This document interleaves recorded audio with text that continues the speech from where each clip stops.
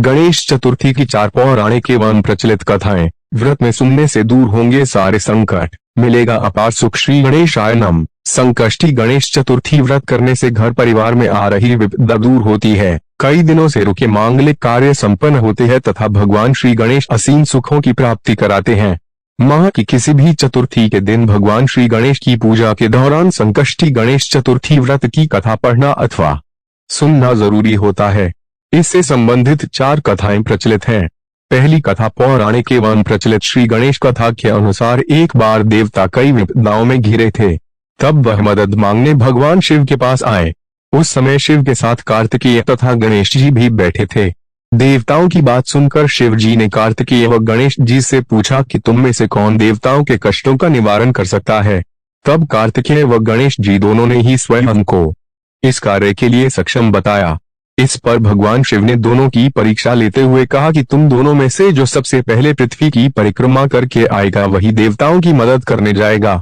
भगवान शिव के मुख से यह वचन सुनते ही कार्तिकेय अपने वाहन मोर पर बैठकर पृथ्वी की परिक्रमा के लिए निकल गए, परंतु गणेश जी सोच में पड़ गए कि वे चूहे के ऊपर चढ़कर सारी पृथ्वी की परिक्रमा करेंगे तो इस कार्य में उन्हें बहुत समय लग जाएगा।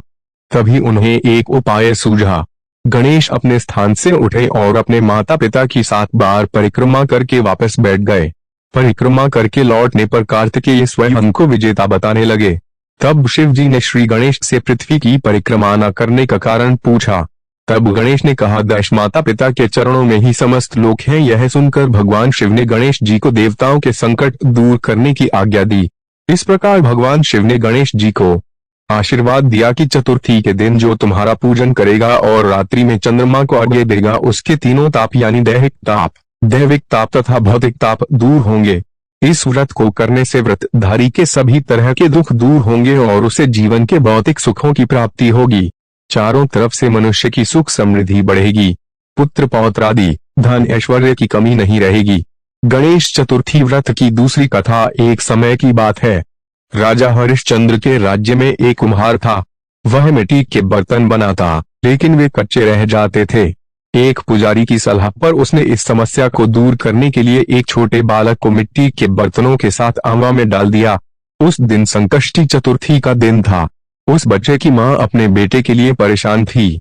उसने गणेश जी से बेटे की कुशलता की प्रार्थना की। दूसरे दिन जब कुम्हार ने सुबह उठकर देखा तो आंवा में उसके बर्तन तो पक गए थे, लेकिन बच्चे का बाल बांका भी नहीं हुआ था। वह डर गया और राजा के दरबार में जाकर सारी घटना बताई। इसके बाद राजा ने उस बच्चे और उसकी मां को बुलवाया तो मां ने सभी तरह के विघ्न को दूर करने वाली संकष्टी चतुर्थी का वर्णन किया। इस घटना के बाद से महिलाएं संतान और परिवार के सौभाग्य के लिए संकट चौथ का व्रत करने लगी। तीसरी कथा। एक समय की बात है कि विष्णु भगवान का विवाह लक्ष्मी जी के साथ निश्चित हो गया। विवाह की तैयारी होने लगी। सभी देवताओं को निमंत्रण भेजे गए, परंतु गणेश जी को निमंत्रण नहीं दिया। कारण जो भी रहा हो, अब भगवान विष्णु की बारात जाने का समय आ गया। सभी देवता अपनी पत्नियों के साथ विवाह समारोह में आए। उन सब ने देखा कि गणेश जी कहीं दिखाई नहीं दे रहे हैं। तब वे आपस में चर्चा करने लगे कि क्या गणेश जी को नहीं होता है या स्वयं गणेश जी ही नहीं आए हैं। सभी को इस बात पर आश्चर्य होने लगा। तभी सबने विचार किया कि विष्णु भगवान से ही इसका कारण पूछा जाए। विष्णु भगवान से पूछने पर उन्होंने कहा कि हमने गणेश जी के पिता भोलेनाथ महादेव को न्योता भेजा है। यदि गणेश जी अपने पिता के साथ आना चाहते तो आ जाते, अलग से न्योता देने की कोई आवश्यकता भी नहीं थी। दूसरी बात यह है कि उनको 1.25 मन मूंग, 1.25 मन चावल, 1.25 मन घी और 1.25 मन लड्डू का भोजन दिन भर में चाहिए। यदि गणेश जी नहीं आएंगे तो कोई बात नहीं, दूसरे के घर जाकर इतना सारा खाना पीना अच्छा भी नहीं लगता। इतनी वार्ता कर ही रहे थे कि किसी एक ने सुझाव दिया, यदि गणेश जी आ भी जाएं तो उनको द्वारपाल बनाकर बैठा देंगे कि आप घर की याद रखना। आप तो चूहे पर बैठकर धीरे धीरे चलोगे तो बारात से बहुत पीछे रह जाओगे। यह सुझाव भी सबको पसंद आ गया, तो विष्णु भगवान ने भी अपनी सहमति दे दी। होना क्या था कि इतने में गणेश जी वहां आ पहुंचे और उन्हें समझा बुझाकर घर की रखवाली करने बैठा दिया। बारात चल दी। तब नारद जी ने देखा कि गणेश जी तो दरवाजे पर ही बैठे हुए हैं, तो वे गणेश जी के पास गए और रुकने का कारण पूछा।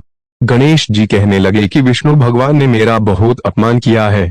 नारद जी ने कहा कि आप अपनी मूषक सेना को आगे भेज दें, तो वे रास्ता खोद देगी जिससे उनके वाहन धरती में धंस जाएंगे। तब आपको सम्मान पूर्वक बुलाना पड़ेगा। अब तो गणेश जी ने अपनी मूषक सेना जल्दी से आगे भेज दी और सेना ने जमीन पोली कर दी। जब बारात वहां से निकली तो रथों के पहिए धरती में धंस गए। लाख कोशिश करें परंतु पहिए नहीं निकले।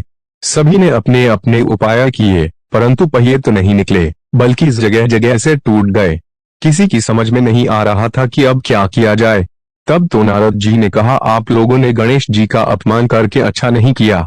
यदि उन्हें मनाकर लाया जाए तो आपका कार्य सिद्ध हो सकता है और यह संकट टल सकता है। शंकर भगवान ने अपने दूत नंदी को भेजा और वे गणेश जी को लेकर आए। गणेश जी का आदर सम्मान के साथ पूजन किया। तब कहीं रथ के पहिए निकले। अब रथ के पहिए निकल को गए परंतु वे टूट फूट गए तो उन्हें सुधारे कौन। पास के खेत में खाती काम कर रहा था, उसे बुलाया गया।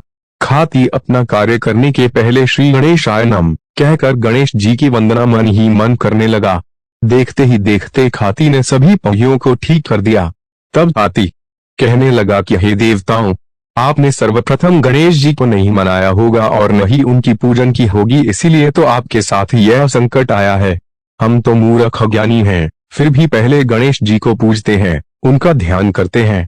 आप लोग तो देवतागण हैं, फिर भी आप गणेश जी को कैसे भूल गए।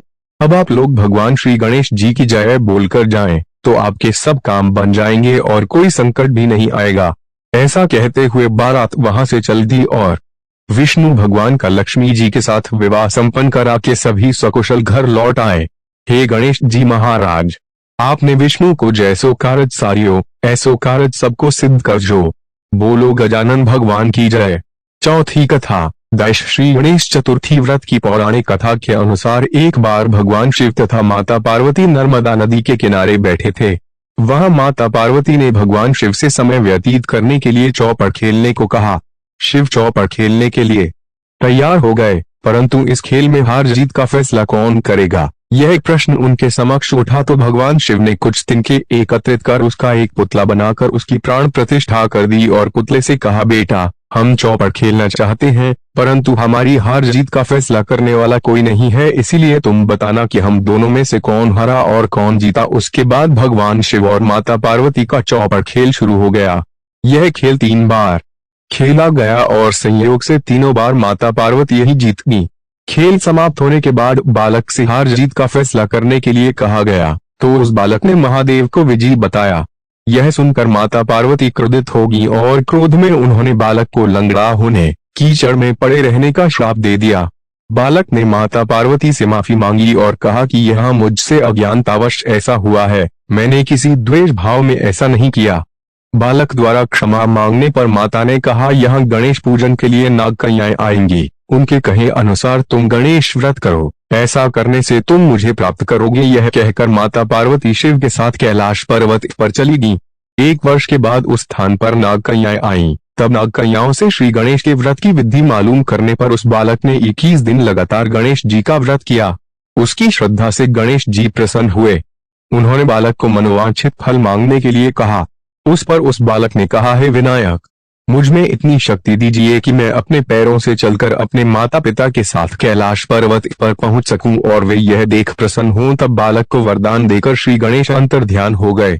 इसके बाद वह बालक कैलाश पर्वत पर पहुंच गया और कैलाश पर्वत पर पहुंचने की अपनी कथा उसने भगवान शिव को सुनाई। चौपड़ वाले दिन से माता पार्वती शिव जी से विमुख हो गई थी।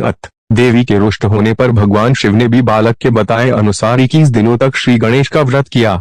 इस व्रत के प्रभाव से माता पार्वती के मन से भगवान शिव के लिए जो नाराजगी थी वह समाप्त हो गई। तब यह व्रत विधि भगवान शंकर ने माता पार्वती को बताई। यह सुनकर माता पार्वती के मन में भी अपने पुत्र कार्तिकेय से मिलने की इच्छा जागृत हुई। तब माता पार्वती ने भी 21 दिन तक श्री गणेश का व्रत किया तथा दूर्वा, फूल और लड्डुओं से गणेश जी का पूजन अर्चन किया। व्रत के 21वें दिन कार्तिकेय स्वयं माता पार्वती जी से आ मिले। उस दिन से श्री गणेश चतुर्थी का यह व्रत समस्त मनोकामनाओं की पूर्ति करने वाला व्रत माना जाता है। इस व्रत को करने से मनुष्य के सारे कष्ट दूर होकर